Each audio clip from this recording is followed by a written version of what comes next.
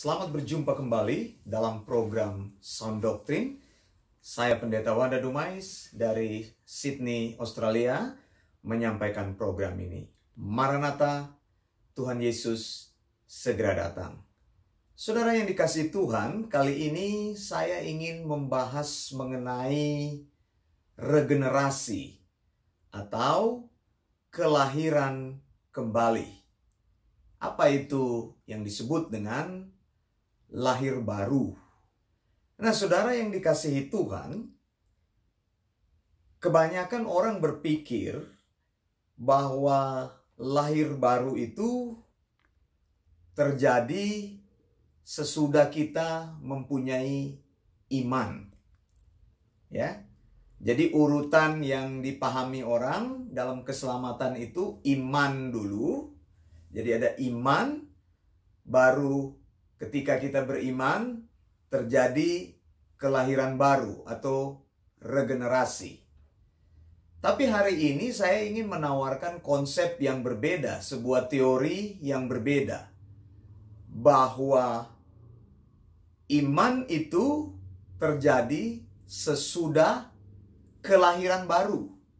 Jadi lahir baru terlebih dahulu, baru kemudian seseorang mempunyai iman kepada Kristus. Jadi lahir baru itu urutannya pertama, iman urutannya kedua. Gitu. Artinya regenerasi lebih dulu atau kelahiran baru terjadi terlebih dahulu yang dikerjakan oleh Allah sendiri, baru kemudian Allah memberikan iman kepada kita. Dan sesudah kita mempunyai iman, baru kita memutuskan untuk percaya kepada Kristus. Nah, saudara, khotbah saya ingin berkata kepadamu, jadi regenerasi iman itu, regenerasi itu, kelahiran baru itu mendahului iman, bukan iman yang menyebabkan kelahiran baru. Bisa mengerti ya maksud saya? Ada bedanya. Jadi kelahiran baru mendahului iman, terjadi lebih dulu. Jadi bukan iman yang menyebabkan kelahiran baru. Saya bacakan Titus 3 ayat 5. Pada waktu itu dia telah menyelamatkan kita bukan karena perbuatan baik yang telah kita lakukan, tetapi karena rahmat-Nya oleh permandian kelahiran kembali dan oleh pembaharuan yang dikerjakan oleh Roh Kudus. Kata kelahiran kembali itu dalam bahasa Inggris disebut regeneration. Atau di dalam bahasa aslinya, bahasa Yunani, palingenesia. Palingenesia itu artinya direstorasi pada keadaan semula. Saudara, Tuhan Yesus pernah memakai kata palingenesia ini di dalam Matius 19 ayat 28. Saya bacakan. Kata Yesus kepadanya, aku berkata kepadamu sesungguhnya pada waktu penciptaan kembali, apabila anak manusia bersemayam di tahta kemuliaannya, kamu yang telah mengikuti aku akan duduk juga di atas 12 tahta untuk menghakimi ke-12 suku Israel. Jadi palingenesia itu penciptaan kembali. Ya, kelahiran baru itu diterjemahkan dari kata palingenesia. Cuma 2 kali digunakan di dalam perjanjian baru, dalam Matius 19 ayat 28 dan Titus 3 ayat 5. Kita sudah baca ayatnya. Saudara, mengapa ini penting, saudara?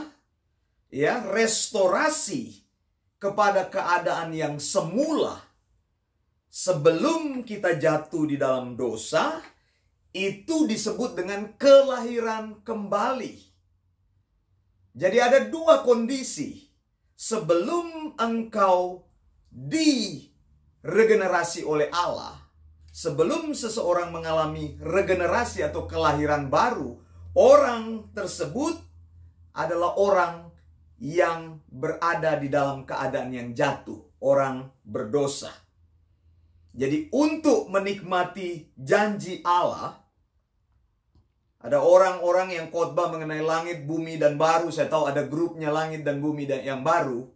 Konteks yang paling penting untuk menikmati langit dan bumi yang baru bukan hal-hal yang lain, bukan kesempurnaan, tetapi yang paling penting engkau mengalami regenerasi, kelahiran kembali, kelahiran baru. Kelahiran baru artinya Allah membawa keadaan kita, kondisi kita pada kondisi original sebelum kita jatuh dalam dosa. Jadi saya, Wanda yang berdosa, direstorasi oleh Allah bukan karena kekuatan saya, bukan karena saya beriman kepada Allah, tetapi karena Allah dengan kasih karunia-Nya datang kepada saya untuk melahirbarukan saya. Ya, bahasanya agak susah, bukan melahirkan, melahirbarukan saya.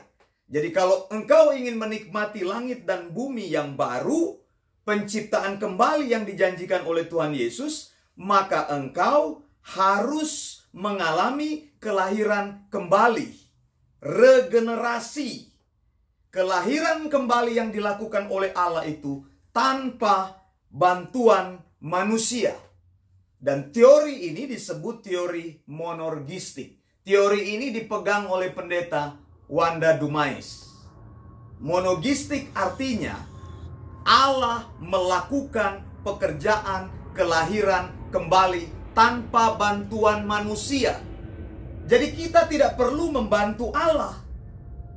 Konsep yang bertentangan dengan ini adalah konsep sinergisme atau sinergistik. Teori sinergistik itu katanya kita harus bekerja sama dengan Allah untuk menghasilkan keselamatan. Jadi artinya teori sinergistik ini saya mau jelaskan. Teori ini anugerah Allah ditambah dengan kehendak bebas manusia. Saya tidak percaya teori itu, bahwa Allah membutuhkan kehendak bebas manusia. Teori ini mau berkata, teori sinergisme ini, sinergistik ini, bahwa manusia yang membuat pilihan agar dia bisa diselamatkan. Jadi keputusan keselamatan ada di tangan manusia, di tangan saya. Menurut teori sinergistik. Jadi teori sinergistik itu berkata, Allah tidak bisa membantu orang yang tidak bisa menolong dirinya sendiri. Jadi kerjasama, ada joint venture antara Allah dan manusia. Teori ini tidak alkitabiah. Alkitab tidak menyatakan teori seperti itu. Teori ini dianut oleh kelompok Arminian dan orang Katolik. Ya, teori yang mendasarkan pada kehendak bebas manusia, perbuatan manusia. Jadi manusia mempunyai peranan dalam keselamatan. Bisa diselamatkan atau tidak bisa diselamatkan manusia oleh Allah ditentukan oleh pilihan manusia. Hasil keputusan manusia itu sinergistik. Teori yang tidak alkitabiah. Alkitab tidak mengajarkan teori itu. Memang tidak disebutkan monorgistik dan sinergistik di dalam Alkitab. Tapi konsep ini untuk memperjelas bahwa keselamatan yang kita peroleh dari Allah, kelahiran kembali, itu dikerjakan oleh Allah sendiri. Jadi Allah melakukannya tanpa bantuan manusia. Bukan manusia yang mencari Allah, tapi Allah yang mencari manusia. Keselamatan tidak ditentukan oleh usaha manusia untuk mencari Allah. Roma 9 ayat 16 berkata, jadi hal itu tidak tergantung pada kehendak orang atau usaha orang, tetapi kepada kemurahan hati Allah. Teori sinergisme atau sinergistik yang katanya bekerja sama, manusia menjadi subjek atau penentu keselamatan. Bagian ini sulit diharmoniskan dengan ayat Alkitab Efesus 1 ayat 4-5. Ya, saya bilang sound doctrine itu mengharmoniskan seluruh kebenaran Alkitab. Kalau ada konflik maka itu bukan sound doctrine, itu bukan pengajaran Alkitab. Efesus 1 ayat 4-5 berkata, sebab di dalam Dia Allah telah memilih kita sebelum dunia dijadikan, supaya kita kudus dan tak bercacat di hadapannya. Dalam kasih Ia telah menentukan kita dari semula oleh Yesus Kristus untuk menjadi anak-anaknya sesuai dengan kerelaan kehendaknya. saudara, dikatakan oleh Alkitab, good pleasure of His will, kerelaan kehendaknya. Jadi Allah sendiri yang melakukan pilihan itu. Pilihan itu tidak didasarkan pada jasa-jasa kita atau perbuatan baik kita. Allah memilih kita murni atas anugerahnya. Anugerah Allah yang tidak layak kita terima. Pilihan Allah di dalam hidup kita bukan berdasarkan kita layak atau tidak, tetapi murni dari anugerah Allah semata-mata saja. Hal ini harus diingat bahwa oleh anugerah Allah saja yang menghidupkan kita di dalam Kristus. Kita yang sebelumnya mati di dalam dosa. Jadi teori monergisme berkata, satu-satunya agen keselamatan adalah Allah sendiri. Saya setuju dengan ini, bahwa Allah adalah satu-satunya yang layak memberikan kesempatan kepada kita untuk percaya kepada Dia, untuk dilahirbarukan. Sementara sinergisme berkata agen keselamatan itu dua, yaitu Allah dengan anugerah keselamatan, lalu ditambah kehendak bebas manusia, free will. Ya, saya percaya free will itu ada, tapi harus ditempatkan di bawah kedaulatan Allah yang mutlak. Karena pada akhirnya kedaulatan Allah yang lebih tinggi dari kita. Allah di atas segalanya. Jadi teori sinergisme itu disebut keselamatan plus, anugerah Allah plus, ditambah dengan usaha manusia. Sinergisme menyimpulkan bahwa untuk dibaharui Allah atau mengalami regenerasi, maka manusia harus mempunyai iman terlebih dahulu. Manusia harus beriman dahulu, baru kemudian Allah bisa menyelamatkan manusia itu. Menurut sinergisme, manusia bisa membuat keputusan untuk menerima atau menolak anugerah Allah. Teori ini sulit diterima karena menempatkan manusia sebagai subjek atau kekuatan yang mampu menghasilkan keselamatan di dalam dirinya. Manusia dengan free will atau kehendak bebas dan natural ability, kemampuan alami, bisa memutuskan nasibnya sendiri. Entah dia menerima atau menolak anugerah Allah. Di dalam teori sinergisme, anugerah Allah itu hanya semacam sebuah tawaran atau sebuah langkah untuk menolong. Hasil akhir terletak di tangan manusia. Sinergisme menjadikan Allah yang hebat dan luar biasa tidak berdaya. Allah menjadi tidak berkuasa untuk mengubah hati manusia yang keras itu. Kuasa Allah menjadi lemah sekali karena manusia punya kemampuan untuk menolak anugerah Allah. Ingat, ini bertentangan dengan Roma 9 ayat 16. Alkitab berkata, jadi hal itu tidak tergantung pada kehendak orang atau usaha orang, tetapi kepada kemurahan hati Allah. Ya. Ingat juga Efesus 2 ayat 8-9. Sebab karena kasih karunia Allah kamu diselamatkan oleh iman. Itu bukan hasil usahamu, tetapi pemberian Allah. Itu bukan hasil pekerjaanmu. Jangan ada orang yang memegahkan diri. Jadi kasih karunia Allah atau grace harus dipisahkan dari semua usaha manusia. Kasih karunia Allah atau grace berarti sesuatu yang tidak layak kita terima. Allah yang penuh dengan kasih karunia memilih saya, bukan karena saya bisa memilih Allah, tetapi karena saya tidak mampu membuat pilihan apapun atas hidup saya. Terpujilah Allah yang tidak melihat semua kelemahan dan dosa saya. Karena itu bagi saya, teori yang alkitabiah itu monergisme. Allah dengan anugerahnya melahirbarukan saya, menghidupkan iman saya. Regenerasi terjadi terlebih dahulu, kemudian iman saya menjadi hidup.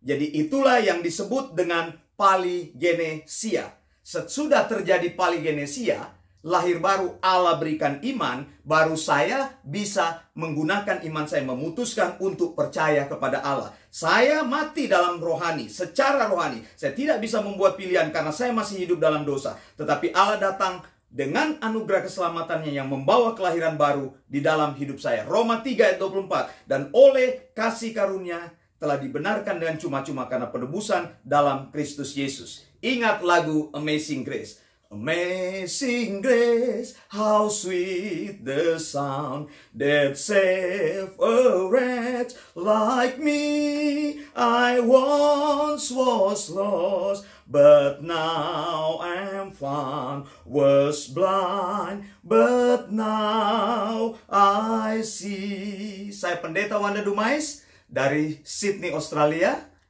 Maranatha, Tuhan Yesus segera datang. Amin.